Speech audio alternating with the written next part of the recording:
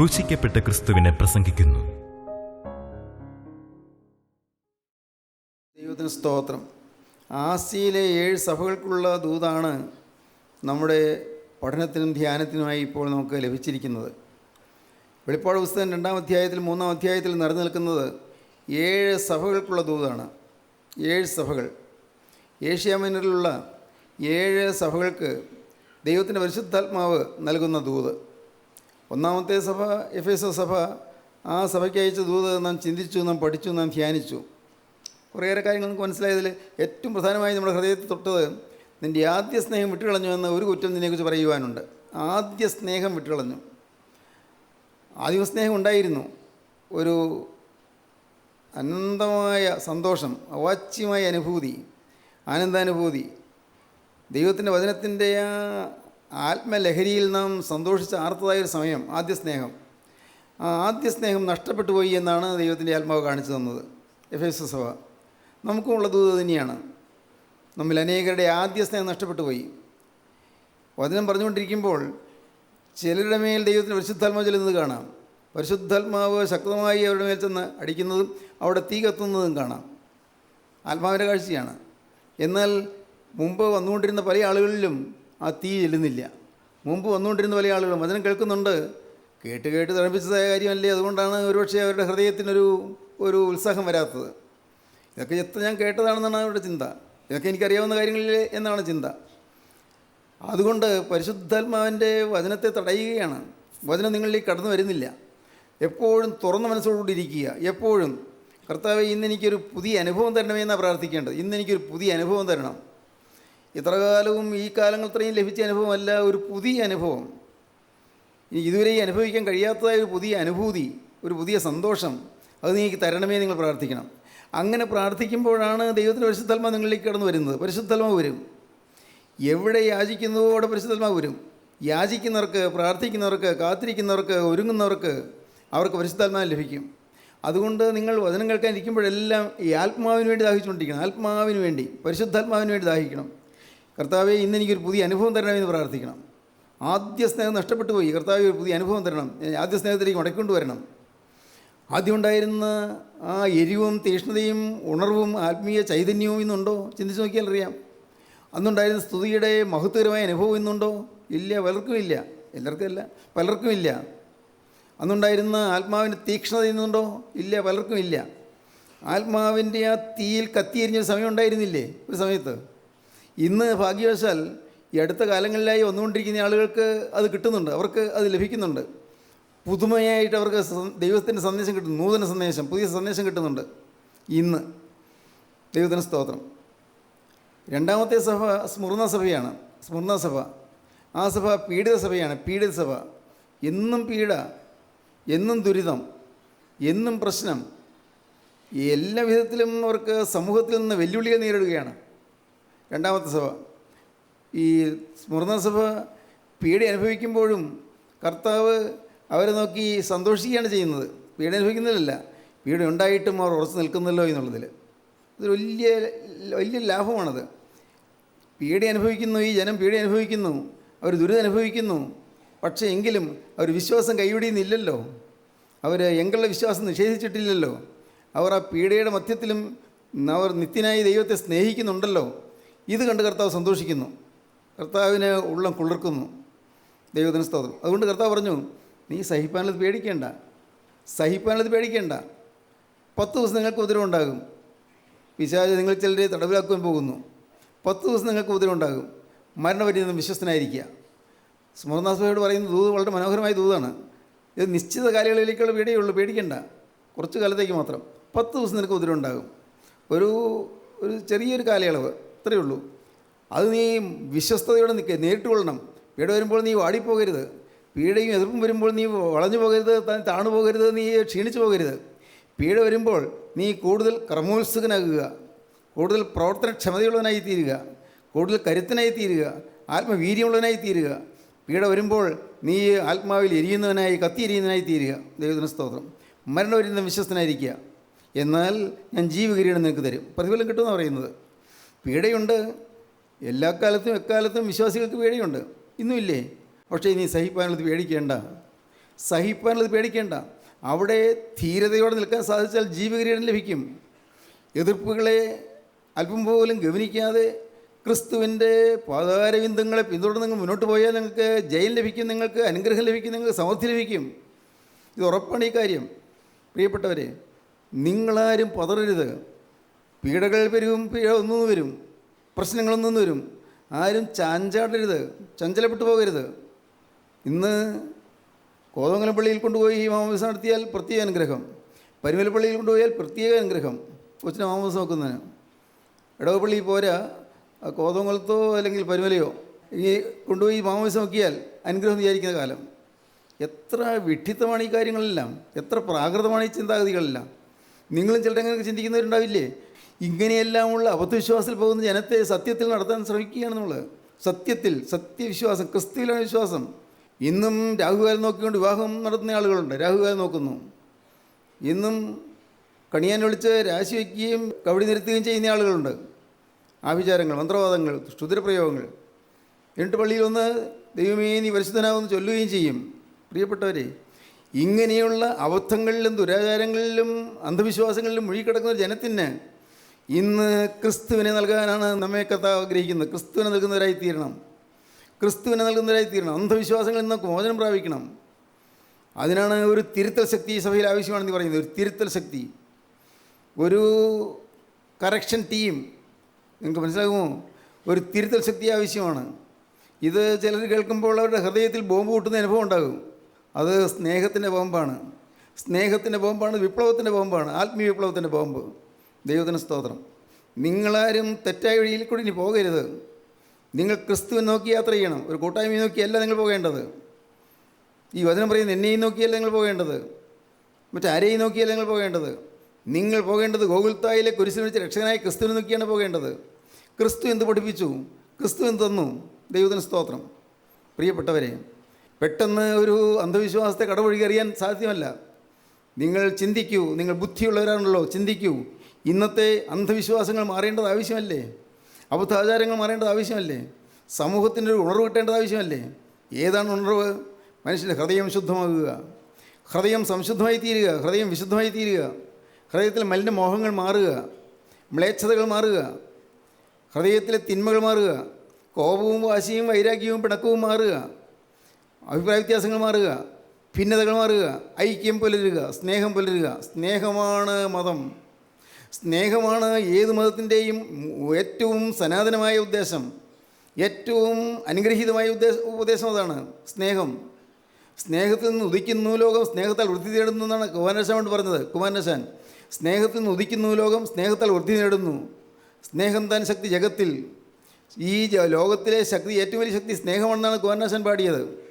പ്രിയപ്പെട്ടവരെ, സ്നേഹം, ആ സ്നേഹത്തെ കൊടുക്കാൻ സാധിക്കണം. നമ്മുടെ കുടുംബങ്ങളിൽ സ്നേഹം വരണം. ഭാര്യയും ഭർത്താവും തമ്മിൽ സ്നേഹമാകണം. മക്കളും മാതാപിതാക്കളും സ്നേഹമാകണം. സഹോദരങ്ങളും സ്നേഹമാകണം. അയൽക്കാരും തമ്മിൽ സ്നേഹമാകണം. സ്വന്തം ഗുണത്തേക്കാൾ മറ്റുള്ളവരുടെ ഗുണം അന്വേഷിക്കുന്നവരായി നാം തീരണം. നാം മറ്റുള്ളവരെക്കുറിച്ച് കൂടി കരുതലുള്ളതായി തീരണം. മറ്റുള്ളവരുടെ വേദനയിൽ പങ്കുചേരാൻ നമുക്ക് സാധിക്കണം. മറ്റുള്ളവരുടെ വേദനയിലെ പ്രയാസങ്ങളിൽ പങ്കാളികളായി തീരാൻ ശ്രമിക്കണം. നമ്മുടെ ജീവിതത്തിൽ സന്തോഷിക്കുന്നവരോട് നാം സന്തോഷിക്കണം, കരയുന്നവരോട് കരയുകയും ചെയ്യണം. ദൈവത്തിന് സ്തോത്രം. സഹോദരങ്ങളെ, ഓർക്കൂ, ഇന്ന് സഭ തെറ്റായ വഴിയിൽ പോകുമ്പോൾ ദൈവത്തിൻ്റെ ആത്മാവ് ഓർമ്മപ്പെടുത്തുന്നു, നീ സഹിപ്പാനുള്ളത് പേടിക്കേണ്ട. എതിർപ്പുകളുണ്ടാകും, പീഡകളുണ്ടാകും, സഹിപ്പാനുള്ളത് പേടിക്കേണ്ട. സാത്താൻ നിങ്ങളെ തടവിലിടാൻ പോകുന്നു, സാത്താൻ നിങ്ങളെ പരീക്ഷിക്കാൻ പോകുന്നു. 10 ദിവസത്തേക്ക് നിങ്ങൾക്ക് ഉപദ്രവം ഉണ്ടാകും. മരണപര്യന്തം വിശ്വസനായിരിക്കുക, എന്നാൽ ഞാൻ ജീവകിരീടം നിനക്ക് തരും. സ്മർണ സഭയിൽ ദൂത് കഴിഞ്ഞിട്ട് പിന്നീട് പെർഗമോസ് സഭയുടെ ദൂതാണ്. പെർഗമോസ് സഭയ്ക്ക്, പെർഗമോസ് അന്ന് ഈ ഏഷ്യ മൈനറിൻ്റെ തലസ്ഥാനം പെർഗമോസ് ആയിരുന്നു. ആ നാടിൻ്റെ തലസ്ഥാനം, ക്യാപിറ്റൽ സിറ്റി എന്ന് പറയുമല്ലോ, തലസ്ഥാനം പെർഗമോസ് ആയിരുന്നു. പെർഗമോസിൽ അവിടെ ദേവന്മാരെ പൂജിക്കുന്ന സമ്പ്രദായമൊക്കെ ഉണ്ടായിരുന്നു. ദേവന്മാരെ പൂജിക്കുക, പല ദേവീദേവന്മാരുണ്ട്. ദേവീദേവന്മാർ അത് ആ പഴയ കാലത്ത് മാത്രമല്ല ഇപ്പോഴും ഉണ്ട്. ദേവീദേവന്മാരുടെ ആരാധന ചെയ്യാൻ പറ്റും. അന്ന് പെർഗമോസിലുള്ളവർ അവർ വിശ്വാസികളാണ്, ക്രിസ്ത്യാനികളാണ്, മാനസാന്തരപ്പെട്ടവരാണ്, സ്നാനപ്പെട്ടവരാണ്. പക്ഷേ അവർ ചില വിഗ്രഹങ്ങളെ ആരാധിച്ചുകൊണ്ടിരുന്നു. അവിടെ സാത്താൻ്റെ പള്ളി ഉണ്ടായിരുന്നാണ് അപ്പോസ്തലൻ പറയുന്നത്, ദൈവത്തിൻ്റെ വചനം പറയുന്നത്, ആത്മാവ് പറയുന്നത്. സാത്താൻ്റെ പള്ളി ഉണ്ടായിരുന്നു, പിശാചിൻ്റെ പള്ളി ഉണ്ടായിരുന്നു. ഏതാനും വർഷം മുമ്പ് അമേരിക്കയിലെ സാൻ ഫ്രാൻസിസ്കോ എന്ന സ്ഥലത്ത് അവിടെ ഒരു പുതിയ പ്രസ്ഥാനം മുളച്ചു വന്നു. അതാണ് സാത്താന്യ ആരാധന, സെയ്റ്റനിക് വർഷിപ്പ്. അതങ്ങ് പെട്ടെന്നങ്ങ് പടർന്നു. പിശാചിൻ്റെ പിന്നിൽ അതങ്ങ് വളർന്നു. ഇന്ന് നമ്മുടെ നാട്ടിൽ പോലും സാത്താന്യ ആരാധന നടക്കുന്ന സ്ഥലങ്ങളുണ്ട്. ഇതിന് നമ്മുടെ തൊട്ടടുത്തുള്ള ചില പ്രദേശങ്ങളിൽ സാത്താന്യ ആരാധന നടക്കുന്നുണ്ട്, പലരും അറിയുന്നില്ല. വളരെ രഹസ്യമായിട്ടാണ് നടക്കുന്നത്, രഹസ്യമായിട്ട് സാത്താന്യ ആരാധന. കർത്താവായ യേശു ക്രിസ്തു വീണ്ടും വരാറായി, അന്ത്യക്രിസ്തു വെളിപ്പെടാറായി. ആൻറ്റി ക്രൈസ്റ്റ് എന്ന് പറയുന്ന എതിർ ക്രിസ്തു അവൻ വരുമ്പോൾ അവന് വേണ്ടി ഒരു വലിയൊരു കൂട്ടം ജനതയെ ഒരുക്കുന്നതിന് പിശാച് ശ്രമിക്കുകയാണ്. ഒരു കൂട്ടം ജനം അന്ത്യക്രിസ്തുവിന് പിന്നിൽ അണിനിരക്കുവാൻ വേണ്ടി പിശാച് ചിലരെ ഒരുക്കുകയാണ് സാത്താന്യ ആരാധന. സാത്താൻ്റെ പള്ളി, പെർഗമോസിലെ സാത്താൻ്റെ പള്ളി ഉണ്ടായിരുന്നു, സാത്താന്യ ആരാധന ഉണ്ടായിരുന്നു. പള്ളിയുടെ മറവിലാണ് നടക്കുന്നത്, ആത്മീയത്തിൻ്റെ പേരിലാണ് നടക്കുന്നത്, ആത്മീയത്തിൻ്റെ ഛായയിലാണ് നടക്കുന്നത്. എല്ലാം അപകടകരമായ നീക്കങ്ങളാണ്. ദൈവത്തിന് സ്തോത്രം, ദൈവത്തിന് വലിയ നാമമഹത്വപ്പെട്ടു. പ്രിയപ്പെട്ടവരെ, നാം കാണുന്നത് എന്താണെന്നറിയാമോ? ഈ പെർഗമോസ് സഭയുടെ കർത്താവ് പറയുകയാണ്, എല്ലാം ഞാൻ അറിയുന്നുവെന്ന്. വായിക്കാം, പെർഗമോസ് സഭയുടെ ദൂത് വായിക്കാം. പെർഗമസിലെ സഭയുടെ ദൂതിന് എഴുതുക, മൂർച്ചയേറിയ ഇരുവായ്ത്തല വാൾ ഉള്ളവൻ അരുളി ചെയ്യുന്നത്, നീ എവിടെ പാർക്കുന്നു എന്നും അത് സാത്താൻ്റെ സിംഹാസനമുള്ളയിടമെന്നും ഞാൻ അറിയുന്നു. നീ എൻ്റെ നാമം മുറുകെ പിടിച്ചിരിക്കുന്നു. നീ എവിടെ പാർക്കുന്നതെന്ന് എനിക്കറിയാം. അത് സാത്താൻ്റെ സിംഹാസനമുള്ളിടത്താണ് നീ പാർക്കുന്നത്. സാത്താൻ്റെ സിംഹാസനമുള്ളിടത്താണ് നീ പാർക്കുന്നത്. നീ പാർക്കുന്നത് അപകടം പിടിച്ച സ്ഥലത്താണ്. നിങ്ങളുടെ നാട്ടിൽ സാത്താൻ്റെ പള്ളിയുണ്ട്, സാത്താൻ്റെ സിംഹാസനമുണ്ട്. അന്ന് ദൈവത്തിൻ്റെ ആത്മാവ് കണ്ട് വേദനയോട് പറയുകയാണ്, നീ എവിടെ പാർക്കുന്നത് ഞാൻ അറിയുന്നു. അത് സാത്താൻ്റെ സിംഹാസനം ഉള്ളയിടമാണെന്ന് ഞാൻ അറിയുന്നു. നീ അറിയുന്നില്ല, നീ അറിയാതെ തെറ്റിലേക്ക് പോയിക്കൊണ്ടിരിക്കുകയാണ്. അടുത്ത വാക്യം. നീ എൻ്റെ നാമം മുറുകെ പിടിച്ചിരിക്കുന്നു. നിങ്ങളുടെ ഇടയിൽ സാത്താൻ പാർക്കുന്നിടത്ത് തന്നെ എൻ്റെ സാക്ഷിയും വിശ്വസ്തനുമായ അന്തിപ്പാസിനെ കൊന്ന കാലത്ത് പോലും നീ എങ്കിലുള്ള വിശ്വാസം നിഷേധിച്ചിട്ടില്ല. ദൈവത്തിന് സ്തോത്രം. അന്തിപ്പാസ് എന്ന് പറയുന്ന ഒരു വിശുദ്ധനുണ്ടായിരുന്നു, അന്തിപ്പാസ്. ഈ അന്തിപ്പാസിനെ അന്നത്തെ സമൂഹം, അന്നത്തെ രാഷ്ട്രീയം പറഞ്ഞു, ഒരു ദൈവമേ ഉള്ളൂ, അത് ഞങ്ങൾക്കും അത് തന്നെയാണ് വിശ്വാസം. ആ ദൈവം സീസറാണ്. സീസർ ദൈവത്തിൻ്റെ സൃഷ്ടിയല്ലേ? ദൈവം നിത്യനായ ദൈവം ഒരുവനേ ഉള്ളൂ. സീസർ ദൈവമല്ല. സീസറിനെ ആരാധിച്ചാൽ, ചക്രവർത്തിയെ പൂജിച്ചാൽ നിനക്ക് മോചനം കിട്ടും. അന്തിപ്പാസ് പറഞ്ഞു, എൻ്റെ ജീവിതത്തിൽ ഇത്രയും കാലം എനിക്ക് നന്മ ചെയ്ത എൻ്റെ ജീവനുള്ള ദൈവത്തെ ഞാൻ എങ്ങനെ ത്യജിച്ച് പറയും? സ്വർഗത്തിൻ്റെ അവകാശം എനിക്ക് തന്ന ദൈവത്തെ ഞാൻ എങ്ങനെ ഉപേക്ഷിക്കും? സീസറിനെ പൂജിക്കുകയില്ല എന്ന് പറഞ്ഞു. അത് കൊണ്ടുപോയ പട്ടാളക്കാർ അവനോട് ഉപദേശിച്ചു, നിന്നെ ഞങ്ങൾ കൊല്ലുവാൻ കൊണ്ടുപോവുകയാണ്, പക്ഷേ നിന്നെ കണ്ടിട്ട് നിന്നെ ഞങ്ങൾ രക്ഷിച്ചാൽ കൊള്ളാമെന്ന് ഞങ്ങൾക്ക് ആഗ്രഹമുണ്ട്. നീ ഒരു കാര്യം ചെയ്യാമോ? ക്രിസ്തുവിനെ ഞങ്ങൾ തള്ളി പറഞ്ഞാൽ മതി. വാക്കാൽ പറഞ്ഞാൽ എന്താ, കുഴപ്പമില്ലല്ലോ. നിൻ്റെ ഹൃദയത്തിൽ ക്രിസ്തു ഉണ്ടായിരുന്നാൽ മതിയല്ലോ. ക്രിസ്തുവിനെ തള്ളി പറഞ്ഞാൽ മതി. എന്നിട്ട് സീസറാണ് എൻ്റെ ദൈവം എന്ന് ഒരു വാക്ക് പറഞ്ഞാൽ മതി, ഒരിക്കലും ശിക്ഷിക്കില്ല, ഒരു അപകടവും വരില്ല. അന്തിപ്പാസ് പറഞ്ഞു, ഞാനങ്ങനെ പറയില്ല. ക്രിസ്തുവല്ലേ ദൈവം, ജീവനുള്ള ദൈവം, യേശു ക്രിസ്തുവല്ലേ ദൈവം. ഞാനത് തള്ളിക്കളയുകയില്ല, എനിക്കത് മറിച്ച് പറയാൻ സാധിക്കുകയില്ല. എന്നെ ഇതുവരെ നടത്തിയ എൻ്റെ ദൈവത്തെ ഞാൻ എങ്ങനെ നിഷേധിക്കും? അവർ ഒരു വലിയ കാളയുടെ ആകൃതിയിൽ ഒരു ബിംബം ഉണ്ടാക്കി, പിച്ചള. ആ ബിംബത്തിനകത്തേക്ക് ഈ അന്തിപ്പാസ് ഞാൻ കടത്തി വെച്ചു. എൻ്റെ വാതിലടച്ചു. ഒരു ബിംബം, ആ ബിംബത്തിൻ്റെ അകത്തേക്ക് അന്തിപ്പാസിനകത്ത് ഇട്ടു, വാതിലടച്ചു. അടിയിൽ നിന്ന് തീ കൊടുത്തു. ഈ പിച്ചള ചൂട് പിടിച്ചപ്പോഴുണ്ടാകുന്ന പരവേശം, ആ യാതന, അവിടെ ചൂട് പിടിച്ച് ഇരുന്ന് നരകിച്ച് വെന്തുപോയി. എത്ര ഭയാനകമായ ക്രൂരമായ പീഡനമായിരുന്നു അന്ന്. അതാ പറഞ്ഞത്. ആ വാക്യം ഒന്ന് വായിച്ചേ. നിങ്ങളുടെ ഇടയിൽ സാത്താൻ പാർക്കുന്നിടത്ത് തന്നെ എൻ്റെ സാക്ഷിയും വിശ്വസ്തനുമായ അന്തിപ്പാസിനെ കൊന്ന കാലത്ത് പോലും നീ എങ്കിലുള്ള വിശ്വാസം നിഷേധിച്ചിട്ടില്ല. സ്തോത്രം. അന്തിപ്പാസ് ഇത്രയും ഭയാനകമായ ക്രൂരമായ ദാരുണമായ ഒരു മരണം, ഒരു രക്തസാക്ഷിത്വം നേരിടേണ്ടി വന്നല്ലോ. ഇതെല്ലാം നിങ്ങൾ കണ്ടിട്ടും നിങ്ങൾ എങ്കിലുള്ള വിശ്വാസം നിഷേധിച്ചില്ല. നല്ല അഭിപ്രായമാണ് കർത്താവ് പറയുന്നത്. എപ്പോഴും ഓർത്തുകൊള്ളണം, കർത്താവ് നമ്മുടെ നന്മകളും കാണുന്നുണ്ട്, ഒരിക്കലും കാണാതിരിക്കുകയില്ല. എന്തെല്ലാം നന്മകളുണ്ട്. ഒരുപക്ഷേ ലോകത്തിൽ മനുഷ്യർ നമ്മുടെ നന്മകൾ കാണുന്നില്ല, നമ്മുടെ തിന്മ മാത്രമേ കാണുകയുള്ളൂ. തിന്മയുണ്ട്, തിന്മ കാണുന്നുണ്ട്. പക്ഷേ നന്മയുള്ളത് ലോക മനുഷ്യരാരും കാണുകയില്ല. ഒരുപക്ഷെ നമ്മുടെ സ്നേഹിതന്മാരും കാണുകയില്ല. കർത്താവ് കാണുന്നു. നന്മ നിനക്കുണ്ട്, വിശ്വാസം നീ നിഷേധിച്ചില്ല. ഒരു വലിയ കേടും കെടുതിയും വന്ന സമയത്ത് വിശ്വാസം നീ ഉപേക്ഷിച്ചില്ല. ദൈവത്തിന് സ്തോത്രം. പ്രിയപ്പെട്ടവരെ, നമ്മുടെ ജീവിതത്തിൽ വിശ്വാസം നിഷേധിക്കാതെ ഉറച്ചു നിൽക്കാൻ നമുക്ക് സാധിക്കുമെന്നുള്ളതാണ് പ്രശ്നം. ഏത് സാഹചര്യം വന്നാലും വിശ്വാസം നിഷേധിക്കാതെ കർത്താവായ യേശു ക്രിസ്തുവിനെ മുറുകെ പിടിച്ചുകൊണ്ട് നമുക്ക് നിൽക്കാൻ പറ്റുമോ എന്നുള്ളതാണ് ചിന്താവിഷയം. സാധിക്കുമോ നമുക്ക്? പീഡകൾ വരും, വലിയ വലിയ എതിർപ്പുകൾ വരും, വലിയ വലിയ ദുരിതങ്ങൾ വരും. സ്വന്തക്കാരിൽ നിന്ന് പോലും പീഡകൾ വരും. സ്വന്തം ജാതിയിൽ നിന്നും, സ്വന്തം സഭയിൽ നിന്നും, സ്വന്തം സമുദായത്തിൽ നിന്നും, മത നേതാക്കന്മാരിൽ നിന്നും ഉദരമൊന്നും വരാം. സ്വാഭാവികമാണ്. എന്നാൽ പ്രിയപ്പെട്ടവരെ, അങ്ങനെ വരുന്ന സമയത്ത് പോലും ഉറച്ചു നിൽക്കണമെങ്കിൽ നമുക്ക് ദൈവികമായ കൃപയാവശ്യമാണ്. കർത്താവ് എല്ലാം കാണുന്നുണ്ട്, എല്ലാം കണ്ടുകൊണ്ടിരിക്കുന്നുണ്ട്. അടുത്ത സമയത്ത് ഞാൻ ചിന്തിച്ചു, എൻ്റെ കർത്താവേ, മോശയുടെ കാലത്ത് ഇസ്രായേൽ ജനം പീഡ അനുഭവിച്ചത് നീ കണ്ടുകൊണ്ടിരുന്നല്ലോ. ഒരു സമയമായപ്പോൾ നീ മോശയെ വിളിച്ച് അവരെ വിടുവിക്കാനായിട്ട് നീ മോശയെ ഏർപ്പാടാക്കി വിട്ടു. അത് നീ കണ്ടുവല്ലോ. ഏലിയാവിൻ്റെ കാലത്ത് അഹാബ് രാജാവിൻ്റെ ഭാര്യ ഇസബെല്ലും ദൈവജനത്തെ ഉപദ്രവിക്കുന്നതും വിഗ്രഹാരാധന പ്രോത്സാഹിപ്പിക്കുന്നതെല്ലാം കർത്താവെ നീ കണ്ടുകൊണ്ടിരുന്നല്ലോ. എല്ലാം നീ കണ്ടല്ലോ. കാലയൊക്കെ തിരിയുകയാണ്. ദാനിയേലിനെ സിംഹഗുഹയിൽ ഇട്ടത് നീ കണ്ടുവല്ലോ. ശദ്രക്ക്, മേശക്ക്, അബേദ്നെഗോ എന്ന 3 ബാലന്മാരെ തീയിലേക്കെറിഞ്ഞത് നീ അറിയുന്നുണ്ടായിരുന്നല്ലോ. ഓരോന്നോരോന്ന് ഞാൻ ചിന്തിക്കുകയായിരുന്നു. ഓരോന്നോരോന്ന് ചിന്തിച്ചു. ഞാൻ ചിന്തിച്ചു, സ്തേഫാനോസിനെ കല്ലെറിയുന്നത് നീ കണ്ടുകൊണ്ട് നിന്നല്ലോ. യേശുക്രിസ്തുവിന് വേണ്ടി ദൈവത്തിൻ്റെ വചനം പറഞ്ഞ ആദ്യത്തെ പ്രസംഗ ദിവസം തന്നെ സ്തേഫാനോസിനെ അവർ കല്ലെറിഞ്ഞു. യഹൂദമതം തന്നെയാണ് കല്ലെറിഞ്ഞത്. യഹൂദമതത്തിലെ വളരെ ശ്രേഷ്ഠന്മാരായ പുരോഹിതന്മാരാണ് കല്ലെറിഞ്ഞത്. അതും കണ്ടുകൊണ്ടിരുന്നല്ലോ. എല്ലാം നീ കാണുന്നുണ്ടായിരുന്നല്ലോ. ദൈവത്തിന് സ്തോത്രം. ദൈവം നീ അറിയാതൊന്നും സംഭവിച്ചില്ലല്ലോ. കർത്താവേ, അന്ന് ഇതെല്ലാം നടക്കുമ്പോഴും നൂറ്റാണ്ടുകൾക്ക് ശേഷം ഇന്ന് ഞങ്ങൾ ജീവിക്കുന്ന ഈ സമൂഹത്തിൽ വരുന്നതായ വ്യതിയാനങ്ങളും എതിർപ്പുകളും പോരാട്ടങ്ങളും ശത്രുത്വങ്ങളും ആക്രമണങ്ങളും എല്ലാം നീ കാണുന്നുണ്ടല്ലോ. നീ മുൻകൂട്ടി കാണുന്നുണ്ടല്ലോ. ദൈവത്തിന് സ്തോത്രം. പ്രിയപ്പെട്ടവരെ, എല്ലാം കാണും ദൈവം, നിശബ്ദനായി നോക്കി നിൽക്കുന്ന ദൈവം. സ്തേഫാനോസ് കല്ലേറേറ്റ് പിടയുമ്പോൾ സ്തേഫാനോസ് കൊടുങ്കൈ കുത്തി നിന്നു, വീണുപോയി. കൊടുങ്കൈ കുത്തിക്കൊണ്ട് ഒന്ന് എഴുന്നേക്കാൻ ശ്രമിച്ചു, സാധിക്കുന്നില്ല. കല്ലിങ്ങ് വന്ന് കൊള്ളുകയാണ്. ദേഹം മുറിഞ്ഞ് ചതഞ്ഞ് ഒഴുകുകയാണ്, ചോര ഒഴുകുകയാണ്. അസ്ഥികളിലേക്ക് ഈ കല്ല് ചെന്ന് മുട്ടി അസ്ഥി ഉടയുന്ന ശബ്ദം കേൾക്കാം. ചുറ്റുപാട് ഇങ്ങനെ കല്ലെറിഞ്ഞുകൊണ്ടിരിക്കുകയാണ്. സ്തേഫാനോസ് വീണുപോയി. ഇടയ്ക്ക് ഈ കൊടുങ്കൈ കുത്തി ഒന്ന് എഴുന്നേക്കാൻ ശ്രമിച്ചു. മുകളിലേക്ക് നോക്കി. അപ്പോൾ കണ്ടു, സ്വർഗം തുറന്നിരിക്കുന്നത് കണ്ടു.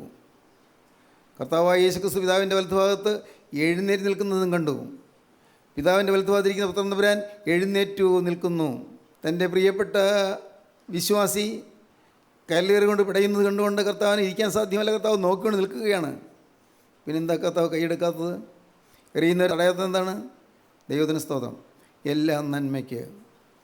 ഒരു ശൗലിൻ്റെ മാനസാന്തരം, അതിനുശേഷം ശൗൽ പൗലോസായി മാറിയത്, യൂറോപ്പ് മുഴുവൻ സുവിശേഷീകരിക്കാൻ ഈ പൗലോസ് ഓടി നടന്നത്, ഇതെല്ലാം കർത്താവ് മുൻകൂട്ടി കാണുകയാണ്. അതിനെ ഈ സ്തേഫാനോസിൻ്റെ മരണം ദൈവത്തിന് അത് അനുവദിക്കേണ്ടി വന്നു. ദൈവത്തിന് സ്തോത്രം. പ്രിയപ്പെട്ടവരെ, നിങ്ങളുടെ ജീവിതത്തിലെ യാതനകൾ കർത്താവ് അറിയുന്നുണ്ട്, എല്ലാം അറിയുന്നുണ്ട്. എന്തെല്ലാം പ്രയാസങ്ങൾ നേരിട്ടാലും അത് അറിയുന്നുണ്ട്. മറ്റുള്ളവരിൽ നിന്നുള്ള പ്രയാസമല്ല, നിങ്ങൾ നേരിടുന്ന നിങ്ങളുടെ മാനസിക പ്രശ്നങ്ങൾ കർത്താവ് കാണുന്നുണ്ട്. നിങ്ങളുടെ ഓരോ സെക്കൻഡും കർത്താവ് കണ്ടുകൊണ്ടിരിക്കുകയാണ്. ഓരോ സെക്കൻഡും. രാവിലെ ഉറങ്ങുമ്പോഴരികിൽ കാവലെനിക്ക് തിരക്തം നാം പാടുന്നു. രാവിലെ ഉറങ്ങുമ്പോഴരികിൽ കാവലെനിക്ക് തിരക്തം. തിരക്തം കാവലായി നിൽക്കുകയാണ്. ഉറങ്ങുമ്പോഴും ആ തിരക്തം കാവലായി നിൽക്കുകയാണ്. ഇതൊരു വിശ്വാസിയുടെ പദവിയാണ്, നമ്മുടെ ഓരോരുത്തരുടെയും പദവിയാണ്. കർത്താവ് നമ്മെ കാത്തുകൊണ്ടിരിക്കുന്നു. രാത്രി നാം സുഖമായിട്ട് കിടന്ന് ഉറങ്ങുമ്പോൾ നമ്മുടെ അരികത്ത് വന്ന് ആ ഉറങ്ങുന്ന നമ്മുടെ ആ ശാന്തമായ മുഖത്തേക്ക് നോക്കിക്കൊണ്ട് കർത്താവ് വളരെ ശാന്തമായി കർത്താവ് നമ്മുടെ നെറ്റിയിൽ പയ്യെ തടവിക്കൊണ്ട് നിൽക്കുന്നു. സ്തോത്രം. ഇതൊക്കെ നിങ്ങൾക്ക് മനസ്സിലാകുമോ? ദൈവത്തിന് സ്തോത്രം. നിങ്ങൾക്ക് മനസ്സിലാകുമോ പ്രിയപ്പെട്ടവരെ? നിങ്ങൾ മനസ്സ് വിഷമിച്ച് ചില പ്രശ്നങ്ങളുടെ മുമ്പിൽ നിങ്ങൾ പതറി ഉലഞ്ഞ് ഭാരപ്പെട്ട് ഞരങ്ങി നിങ്ങൾ ഉറക്കം വരാതെ കിടക്കുന്ന രാത്രികളിൽ മനസ്സാകുലപ്പെട്ടുകൊണ്ടിരിക്കുമ്പോൾ അനേകം വിഷയങ്ങളുണ്ടല്ലോ. ഓരോന്നോരോന്നോടത്ത് വിഷമിച്ചുകൊണ്ടിരിക്കുമ്പോൾ അരികത്തേക്ക് ഇറങ്ങി വന്ന് നിങ്ങളുടെ കണ്ണുനീര് തുടയ്ക്കുന്ന, നിങ്ങളുടെ പുറം തടവി തരുന്ന, നിങ്ങളുടെ ചുമലിൽ പിടിച്ചുകൊണ്ട് മോനെ ഞാൻ നിൻ്റെ കൂടെ ഉണ്ടല്ലോ എന്ന് പറയുന്ന ആ സ്നേഹശബ്ദങ്ങൾ കേട്ടിട്ടുണ്ടോ? കേൾക്കാൻ നിങ്ങൾക്ക് ആഗ്രഹമുണ്ടോ? സ്തോത്രം, ദൈവത്തിന് സ്തോത്രം. എൻ്റെ സഹോദരങ്ങളെ, യേശു വലിയവനാണ്, യേശു നല്ലവനാണ്. നിങ്ങൾ യേശുവിനെ സ്വീകരിക്കൂ, യേശുവിനെ നിങ്ങൾ കൈക്കൊള്ളൂ. ഇന്ന് യേശുവിനെ നിങ്ങൾ വിളിക്കൂ, കർത്താവേ എന്നെ നീ കൈക്കൊള്ളണമേ, എന്നെ നീ സ്വീകരിക്കണമേ, എൻ്റെ മേൽ നിൻ്റെ കരം വയ്ക്കണമേ, എന്നെ നീ നയിക്കണമേ, എന്നെ നടത്തണമേ. ഏത് സാഹചര്യത്തിലും തളർന്നു പോകാതെ മുന്നോട്ട് പോകാനുള്ള കരുത്തെനിക്ക് തരണമേ. ഈ ചുരുങ്ങിയ ഒരായുഷ്കാലം യേശു പ്രസാദിക്കുന്ന ജീവിതം നയിച്ച് തിരുസന്നിധിയിലേക്ക് പറന്നു വരാൻ നീ ഒരുക്കണമേ. കർത്താവേ നിൻ്റെ കൃപ എൻ്റെ മേൽ വരണമേ. നിങ്ങൾ പ്രാർത്ഥിക്കൂ, ദൈവസന്നിധിയിലേക്ക് നിങ്ങൾ തന്നെ സമർപ്പിക്കൂ. കർത്താവേ, ഇന്നു മുതൽ എൻ്റെ ദൈവമേ ഞാൻ നിൻ്റെ നാമം മുറുകെ പിടിക്കാൻ തീരുമാനിച്ചിരിക്കുന്നു, വിശുദ്ധി കാക്കുവാൻ ഞാൻ തീരുമാനിച്ചിരിക്കുന്നു, വിശ്വാസത്തിൽ അടിയുറച്ച് നിൽക്കാൻ ഞാൻ തീരുമാനിക്കുന്നു. ഇന്നിതാ എൻ്റെ ഈ നിസ്സാര ജീവിതം അവിടുത്തെ അത്ഭുത കരങ്ങളിലേക്ക് ഞാനിതാ പരമേൽപ്പിക്കുകയാണ്. കർത്താവേ എന്നെ നീ കൈക്കൊള്ളണമേ, എന്നെ നീ സ്വീകരിക്കണമേ, എന്നോട് നീ മനസ്സലിയണമേ, എൻ്റെ പാപങ്ങൾ പോക്കണമേ, എൻ്റെ പാപങ്ങൾ ക്ഷമിക്കണമേ, പുതു ജീവിതം തരണമേ, പുതിയ അനുഭവം തരണമേ. എന്നെ കരുണയുള്ള കർത്താവേ, ഇന്ന് നീ എൻ്റെ പ്രാർത്ഥന കേട്ട് എന്നെ അനുഗ്രഹിക്കണമേ. ദൈവത്തിന് സ്തോത്രം. അങ്ങനെ പ്രാർത്ഥിച്ചവർ മാത്രം തങ്ങളുടെ കരങ്ങളെ ഉയർത്തൂ. ദൈവത്തിന് സ്തോത്രം. യേശുവിൻ്റെ കരങ്ങളിലേക്ക് കരങ്ങൾ വെച്ച് കൊടുക്കൂ. ദൈവത്തിന് സ്തോത്രം. യേശുവിൻ്റെ വാക്ക് പറഞ്ഞു എന്ന് ഉറപ്പുണ്ടെങ്കിൽ മാത്രം യേശുവിൻ്റെ കരങ്ങളിലേക്ക് നിങ്ങൾ കരങ്ങൾ വെച്ച് കൊടുക്കൂ. യേശുവിൻ്റെ കരങ്ങളിൽ നിങ്ങളുടെ ഭാവി ഏൽപ്പിച്ചു കൊടുക്കൂ. സംശയിക്കേണ്ട പ്രിയപ്പെട്ടവരെ, ഇരുകരവും നിങ്ങൾക്ക് ഉയർത്തിപ്പിടിക്കാം. ദൈവത്തിന് സ്തോത്രം. ക്രിസ്തുവിൻ്റെ പാദത്തിലേക്കാണ് നിങ്ങൾ വന്നിരിക്കുന്നത്. ക്രിസ്തുവിൻ്റെ കരങ്ങളിലേക്കാണ് നിങ്ങളുടെ ഭാവി ഏൽപ്പിച്ചു കൊടുക്കുന്നത്.